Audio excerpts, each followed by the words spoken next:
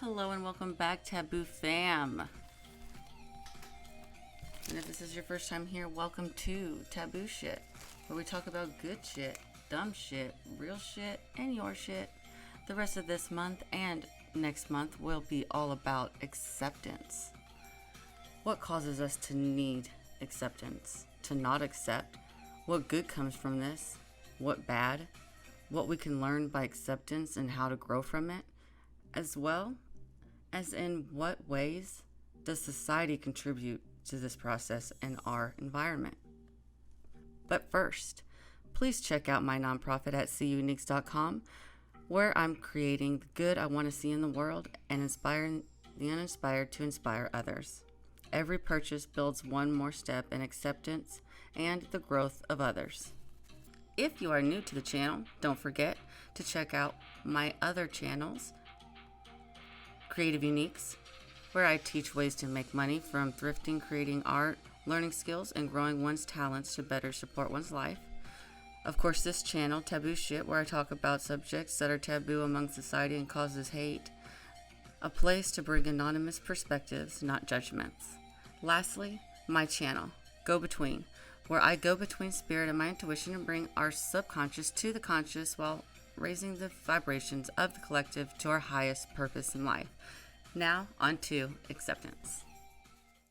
First, let's ask some questions. If we had more acceptance in schools, would bullies fade out? Would more acceptance change the ever-growing divorce rates? What about the world as a whole? Would things like homophobia and racism become things of the past? A lot of people believe acceptance is liking or condoning someone's behavior, but it doesn't.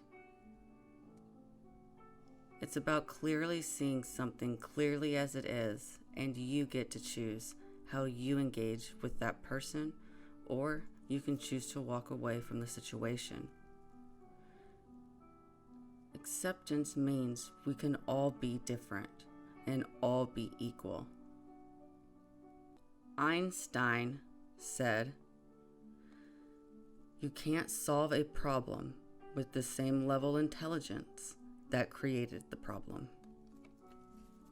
We empower ourselves when we switch focus on how others live and place our awareness on how we live. Think for a moment, if you were free from your past worries and judgments in relation to others, how might your own relationships change? Forgiveness is the key to love. If you can truly love yourself, you can then genuinely love others. Our friends and associates are reflections of ourselves. When we tell someone they need to change, aren't we also subtly giving the message that they aren't good enough? That there is something about them that's not quite right? How about within our environments? If we were more accepting, do you think we would still have LGBTQ in the capacity in which it is?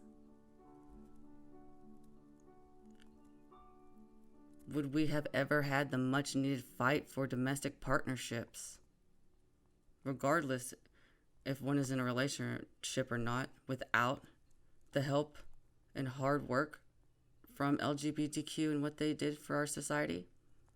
For example, take roommates. You are financially reliant on their income for your livelihood. Yet if that person were to dip out, ghost another, they'd be screwed. What about right now, being a donor? Why does the FDA still consider it a health risk for men in relationships when there's no risk, more risk for HIV regardless if you're male or female. However, I will say the FDA has adjusted it from absolutely being disqualifying for an individual to being a 4-month waiting period. However, is that really fixing the problem?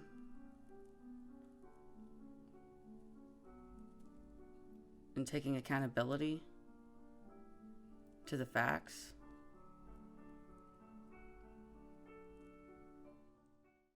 Do we have to be loudest to get real change? So the big picture here is, in how many ways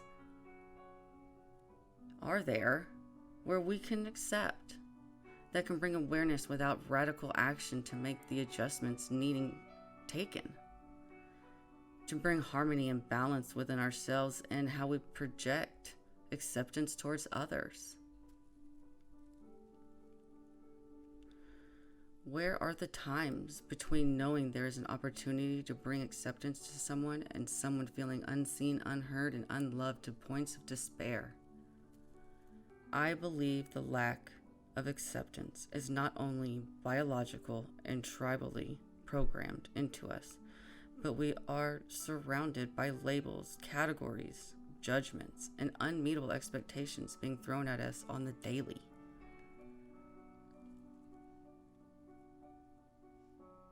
So acceptance of yourself is key to finding acceptance in others.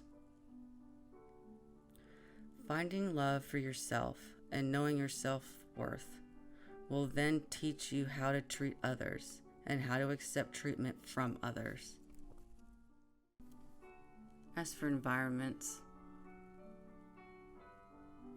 I know my parents did the best they could with what they knew at the time of me growing up.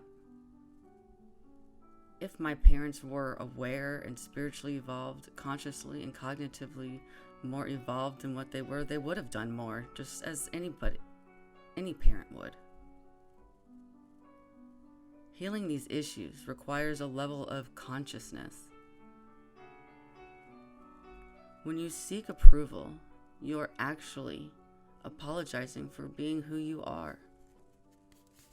So I ask you to ask yourself, where can you find acceptance within yourself? Where can you forgive and accept your journey as just that, your journey, yours alone? Accepting every choice made has been taken purposely to become your greatest self. I ask you to ask yourself, to instead of being stressed or threatened by our differences, how can we celebrate them? What is it you can learn from another's ways? What it's brought to your attention, and how does it illuminate changes you'd like to make in your own life? When you accept others, you become more accepting of yourself. Everyone has their own path that is right and true for them. So closing out, I thank you for your time and your support. I hope you got something out of this. Be the good you want to see in the world, and inspire the uninspired to inspire others. It starts with you. Take care. BK, out.